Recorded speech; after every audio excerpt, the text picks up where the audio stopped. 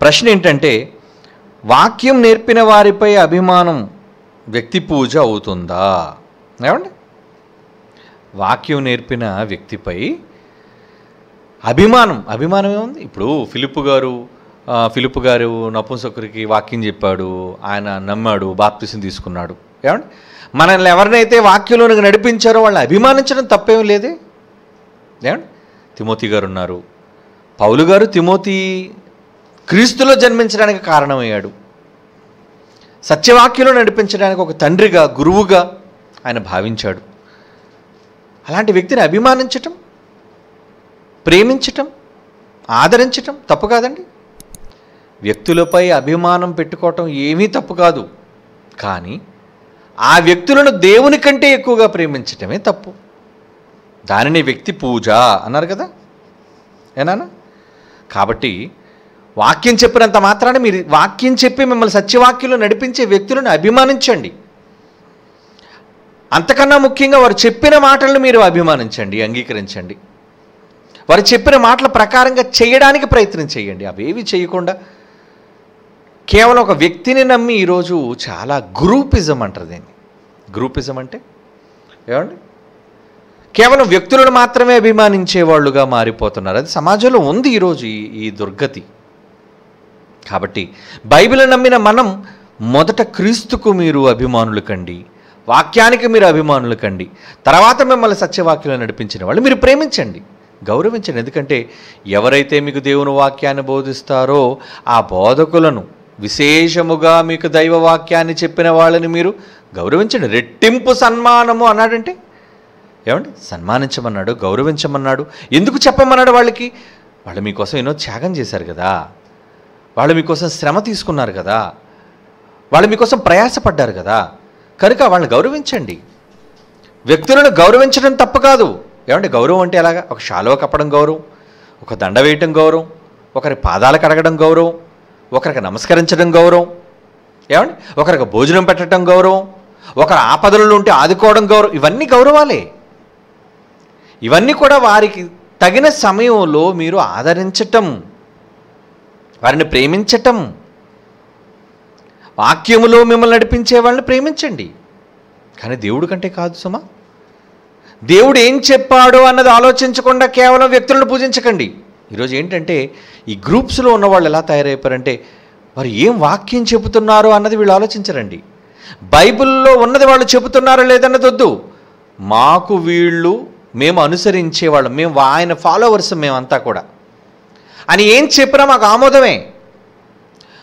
ఇలా అని అనేక బైబిలులో లేని వాటిని, బైబిల్ను ఆమోదించని వాటిని, భిన్నమైన వాటిని ఈరోజు సంఘాలు ఆమోదిస్తున్నాయి. ఈరోజు రోమన్ క్యాథలిజం ప్రపంచంలో అగ్రస్థానంలో ఉన్న వాళ్ళు క్రైస్తవులు వాళ్ళేనండి, ప్రొటెస్టెంట్లు కాదండి. రోమన్ క్యాథలిక్స్, అంత రోమన్ క్యాథలిక్స్. మరి ఏంటి వాళ్ళు ఏం అభిమానిస్తారు, వాళ్ళు ఏం ప్రేమిస్తారు చెప్పండి?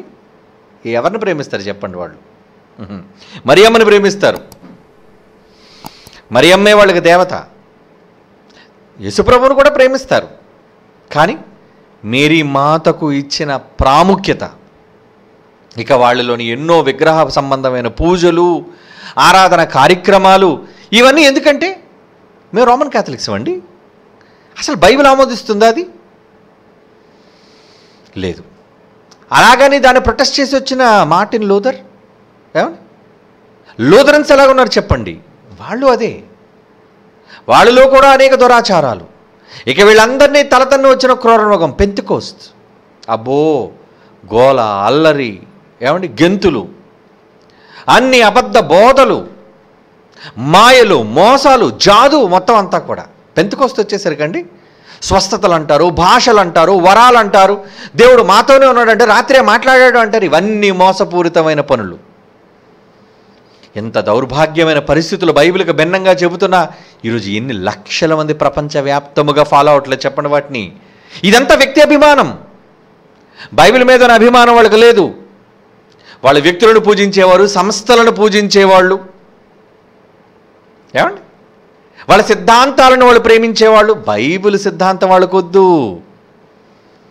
అసలు పౌలు గారు శీల గారు వాక్యం చెప్పినప్పుడు అలాగ ఉన్నావో లేవో అని పెద్దలు ఆ రోజు మన పూర్వీకులైన వాళ్ళు చూశారండి.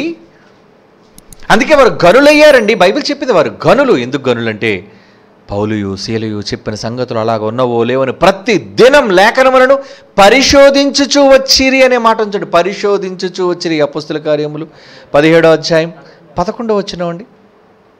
పరిశీలించారు వాళ్ళు. మరి ఈరోజు వీళ్ళు పరిశీలిస్తున్నారా? మరి ఇదంతా ఏంటి? వ్యక్తి పూజ కదా. వాళ్ళ నాయకుడు ఒకటి తర్వాత ఒకడు ఏమంటారు దాన్ని, ఆ ఫెలోషిప్లో వాళ్ళే నాయకులు. వేరే వాడు రావడానికి వీల్లేదు. ఆ గ్రూప్లో వాళ్ళ అనుచరులే ఉండాలి. కానీ వీళ్ళందరూ క్రీస్తు అనుచరులా?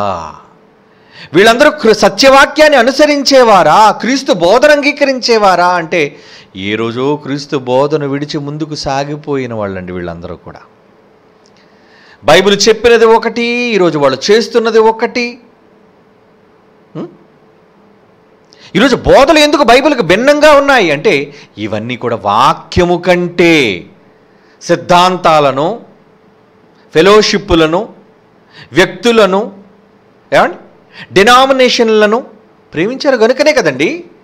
అందరూ అన్నిటినీ పక్కన పెట్టేసి బైబిల్ దగ్గర రమ్మనండి, వస్తారా? బైబిల్లో ఎన్నో ఉంటాయండి.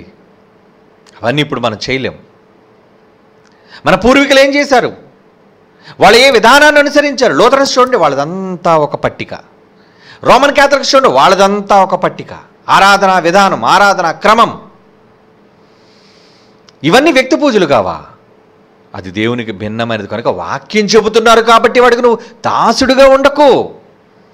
వాడు చెబుతున్నది వాక్యంలో ఉందో లేదో చూడు. నీకు 2 కళ్ళు ఇచ్చాడు కదా దేవుడు, నీకు మెదడిచ్చాడు కదా దేవుడు. ఆలోచించవా? అలా అంధులుగా మారిపోబట్టే ఈరోజు కోటాను కోట్ల సంఖ్యలో ఉన్న క్రైస్తవులు పాతాళ వారసులుగా మారిపోతున్నారు. కనుక వాక్యం చెప్పటం ఒక్కటే అతను చెబుతున్నాడు కనుక వాళ్ళకి దాసుడైపోకు. నన్ను అయ్యగారు కాపాడారండి, ఆ కాపాడు ఎక్కడ తీసుకెళ్ళాడు? నరకానికి తీసుకుపోయాడు. అయ్యగారు నన్ను కాపాడారండి. అలాంటి వాళ్ళ కోసం బైబిల్లో ఏం రాశాడో తెలుసా దేవుడు? ఏమండి ఏం రాశాడో తెలుసా? మత్తయి సువార్త 23వ అధ్యాయంలో, రే ధర్మశాస్త్రోపదేశకులారా, శాస్త్రులారా, మీరు ఎలాంటి వాళ్ళు తెలుసా? ఏమండి 15వ వచనంలో ఏమన్నాడు చూడండి. మత్తయి సువార్త 23వ అధ్యాయం 15వ వచనంలో ఏమంటున్నాడు అక్కడ? అయ్యో వేషధారులురా, మీరంతా వేషధారులైన శాస్త్రులారా, పరిసయ్యులారా, ఒకరిని మీ మతములో కలుపుకొనుటకు. మీ మతం పెంతెకోస్తు అనేది ఒక మతం, హెబ్రోన్ అనేది ఒక మతం, లూథరన్ అనేది ఒక మతం, రోమన్ క్యాథలిజం అనేది ఒక మతం. మతం అంటే క్రైస్తవ్యం మతం అనుకుంటున్నారు. కాదర్రా, ఇందులో కూడా అబ్బో ఎన్నో చెలవలు పలవల మతాలు. ఒకరిని మీ మతములో, మీ ఫెలోషిప్లో, మీ సహవాసంలో, మీ గుంపులో, ఏమండి మీ డినామినేషన్లో కలుపుకొనుటకు సముద్రాన్ని భూమిని చుట్టూ వచ్చేస్తారే. తీరావాడు వస్తే మీకంటే ఓవర్ అయిపోతాడు వాడు. 2 నరకపాత్రుడు అంటున్నాడు చూడండి. 2 నరకపాత్రుడిగా చేస్తారు మీరు వాడిని. యేసుప్రభు 2000 సంవత్సరాల క్రితం అంటున్న నిజమైన మాట ఇప్పుడు ఈ 21వ శతాబ్దంలో నిజం అవుతున్న మాట కాదా? సన్మానించండి అర్రా. తిమోతి పత్రికలో సన్మానించమన్నాడు. ఎవరిని సన్మానించమన్నాడు? బాగుగా పాలన చేయు పెద్దలను, మరి విశేషముగా వాక్యమందు మిమ్మలను హెచ్చరించు పెద్దలను మీరు ఏం చేయాలి? అదే 1 తిమోతి పత్రిక 5వ అధ్యాయం 17వ వచనంలో అన్నాడండి, మీరు చదవచ్చు. కనుక వాక్యంలో నడిపించాడు కాబట్టి ఎక్కడికి నడిపిస్తున్నాడు కూడా చూసుకోవాలి కదా. తానేమి వినుచున్నాడో వినువాడు జాగ్రత్త పడాలి.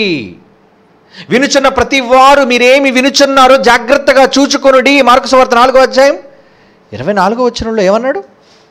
యేసుక్రీస్తు వారు ఇన్ని హెచ్చరికలు చేశారే, వీళ్ళ చెవులకు పట్టడం లేదా? వీళ్ళ కళ్ళకు కానటం లేదా? బైబిల్లోని అక్షరాలు వీళ్ళకి అర్థం కావటం లేదా? మార్కు సువార్త 4:24. మరియు ఆయన అంటున్నాడు, మీరేమి వినుచున్నారో. మీ బోధకుడు పులిపిటికి బోధ చేయొచ్చు, అంగి వేసుకొని బోధ చేయొచ్చు, ఏమండి సూటు బూట్ వేసుకొని బోధ చేయొచ్చు, ఎవడు ఏ బోధ చేసినా, ఇంక్లూడింగ్ మేమైనా సరే, మీరేమి వినుచున్నారో ఒక్కసారి చూచుకోండి. మీ దగ్గర నిఘంటు ఉంది. ఏంటది? Dictionary, Bible dictionary. లేదా? మీ దగ్గర లేదా? ఉందండి. తెరవండి, తెరిచి చూడండి. వారు చెప్పినది బైబిల్లో ఉందా? వారు చెప్పింది బైబిల్లో ఉందా? మనకంత పరిశోధన. మనిషి బద్ధకస్తుడు కదండి. వాడు ఏం చెప్పినా చచ్చిన గొర్రెలాగా ఏమండి పడుంటాడు. కానీ ఆలోచించుట. అందుకే కదా క్రైస్తవ్యన దారుణంగా మారిపోయింది ప్రియులారా. ఇది వ్యక్తి పూజ. సత్యాన్ని అనుసరించి యేసుప్రభుని వెంబడిస్తున్నారు. అదిగో యేసుప్రభుతో వెళ్తున్నారు. వ్యక్తి పూజ, వ్యక్తి పూజ. రెప్పించేవాళ్ళులారా, సత్యాన్ని అనుసరించేవాడు ఎప్పుడూ కూడా వ్యక్తి పూజ చేసేవాడు కాడు. సత్యాన్ని వెంబడించేవాడు యథార్థవంతుడు. కనుక లోకం ఏదో మాట్లాడుతుంది, వాళ్ళు ఏం పట్టించుకోకు నాన్న జనార్దన్. నువ్వు BA BD చేసేవాడు కదా, బైబిల్ కూడా చదవాలి. ఏం చదవాలి? MBTH, బైబిల్లో మాస్టర్ ఆఫ్ బైబిల్ థియాలజీ నువ్వు చదవాలి. అప్పుడు నీకు తెలుస్తుంది బైబిల్లో మహాజ్ఞానం ఏంటి. ఓకే, గాడ్ బ్లెస్ యూ నాన్న.